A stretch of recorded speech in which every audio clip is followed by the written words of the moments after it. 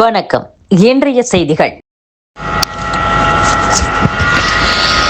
பள்ளி மாணவர்களுக்கான சத்துணவு திட்டத்தில் உணவு தரத்தை மேம்படுத்த முதலமைச்சர் விஜய் அறிவுறுத்தியுள்ளதாக தகவல் வெளியாகியுள்ளது.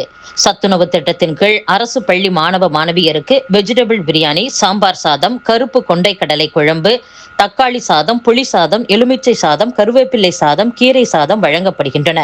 இந்த திட்டத்தின் வழியே 40.81 லட்சம் மாணவ மாணவியர் பயனடைந்து வருகின்றனர். இந்நிலையில் காலை உணவு திட்டத்தின் கீழ் உப்புமா, கிச்சடி, பொங்கல் ஆகியவை தொடக்கப்பள்ளி மாணவ மாணவியருக்கு வழங்கப்படுகின்றன. இந்த திட்டம் வரும் செப்டம்பர் முதல் 8ஆம் வகுப்பு வரை விரிவாக்கம் செய்யப்பட உள்ளது. இந்நிலையில் முதலமைச்சர் விஜய் தலைமையில் பள்ளிக் கல்வித்துறை செயல்பாடுகள் குறித்த ஆய்வுக் கூட்டம் நடைபெற்றது. இதில் பள்ளி மாணவ மாணவியருக்கான சத்துணவு திட்டத்தை மேம்படுத்த வேண்டும் என அதிகாரிகளுக்கு முதலமைச்சர் விஜய் உத்தரவிட்டுள்ளார். சத்துணவு திட்டத்தில் மாணவ மாணவியருக்கு தரமான உணவுகள் வழங்குவதை உறுதி செய்ய வேண்டும் என்றும், வீட்டு உணவு போல் தரம் இருக்க வேண்டும் என்றும் முதலமைச்சர் அறிவுறுத்தியுள்ளார். குழந்தைகளை இலக்காக வைத்து தேர்தல் பிரச்சாரங்களை அனுமதித்த அம்சம் குறித்து ஆய்வு செய்யப்படும். தேவைப்பட்டால் தகுந்த வழிகாட்டுதல்கள் வகுக்கப்படும் என்று சென்னை உயர்நீதிமன்றத்தில் தேர்தல் கமிஷன் தெரிவித்துள்ளது. சட்டசபை தேர்தலில் தங்களுக்கு வாக்களிக்கும்படி பெற்றோரை நிர்பந்திக்க வேண்டும் என அரசியல் கட்சியினர் குழந்தைகளுக்கு வேண்டுகோள் விடுத்தது குறித்து தேர்தல் கமிஷன் விசாரிக்க வேண்டும் என கடலூர் மாவட்டத்தைச் சேர்ந்த வழக்கறிஞர் எல். வாசுகி என்பவர் சென்னை உயர்நீதிமன்றத்தில் வழக்கு தொடர்ந்தார். இந்த மனு தலைமை நீதிபதி எஸ். தர்மாதிகாரி, நீதிபதி ஜி. அருள்முருகன் அடங்கிய அமர்வு முன்பு மீண்டும் விசாரணைக்கு வந்தது.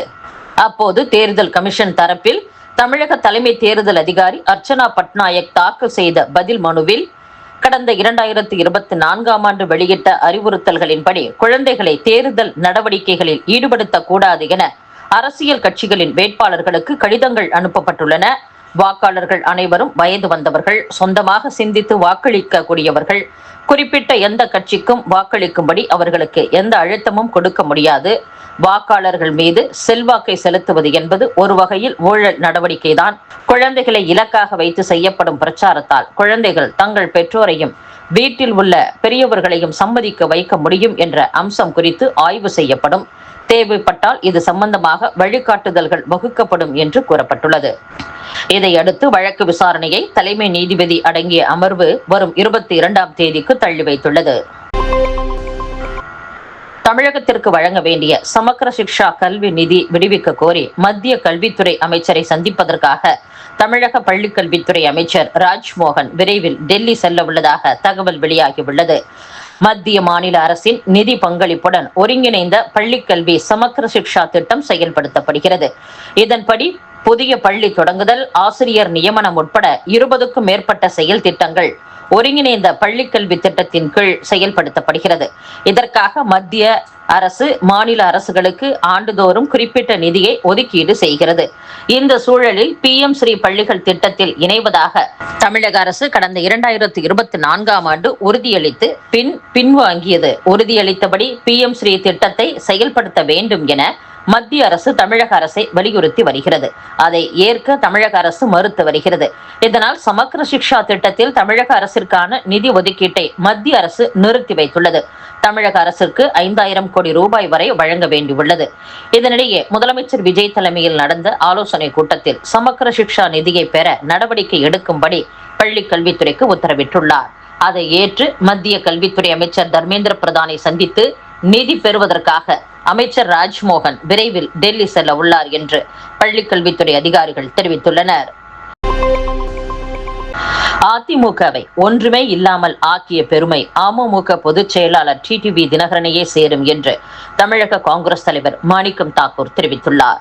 சென்னையில் செய்தியாளர்களை சந்தித்த மாணிக்கம் தாக்கூர், கர்நாடக அரசியல்வாதிகள் மேகதாது விவகாரத்தை வைத்து அரசியல் செய்யலாம், ஆனால் தமிழக கட்சிகள் மாநில நலனை மையமாக வைத்து அரசியலாக்காமல் நம் நியாயத்தை எடுத்து கூற வேண்டும். பாஜக RSS காரர்கள் அயோத்தி ராமர் கோவில் உண்டியலில் கை வைத்துள்ளனர். பாஜகவினர் உண்டியல் களவாணிகள். நாங்கள் இது குறித்து லோக்சபாவில் பேசுவோம். ராமருக்கே நீதி வாங்கி தரும் நிலையில் இருக்கிறோம். நன்றாக இருந்த அதிமுகவை ஒன்றுமே இல்லாமல் ஆக்கிய பெருமை அமமுக பொதுச் செயலாளர் டிடிவி தினகரனைத்தான் சேரும். அவர் அதிமுகவை ஒன்றிணைத்திருந்தால் எம்ஜிஆர் ஆரம்பித்த அந்த கட்சி இந்த நிலைக்கு வந்திருக்காது.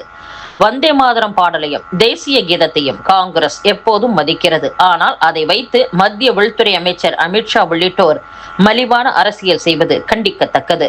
எம்எல்ஏக்களுக்கு பணமோ பதவியோ வழங்கி அவர்களை தக்க வைப்பதுதான் குதிரை பேரம். அவ்வாறு ஏதும் நடந்திருந்தால் தகுந்த ஆதாரங்களுடன் போலீசில் புகார் அளிக்க வேண்டும்.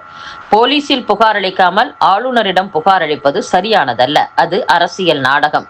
தமிழக ஆளுநர் டெல்லி சென்று உள்துறை அமைச்சர் அமித்ஷாவை சந்தித்துவிட்டு திரும்பிய பின் தமிழக அரசுக்கு தேவையற்ற நெருக்கடிகளை ஏற்படுத்தி வருகிறார் என்றும் மாணிக்கம் தாக்கூர் பேசியுள்ளார். சபாநாயகருக்கு எதிராக வாக்களிக்க தாவேக எம்எல்ஏ இளையராஜாவுக்கு 35 கோடி ரூபாய் தருவதாக பேரம் பேசியதாக கூறப்படும் வழக்கில் திமுக முன்னாள் அமைச்சர் செந்தில் பாலாஜி, அவரது தம்பி அசோக் குமார் ஆகியோர் தொடர்பு குறித்து அமலாக்கத்துறை அதிகாரிகளும் விசாரணையை தொடங்கியுள்ளனர்.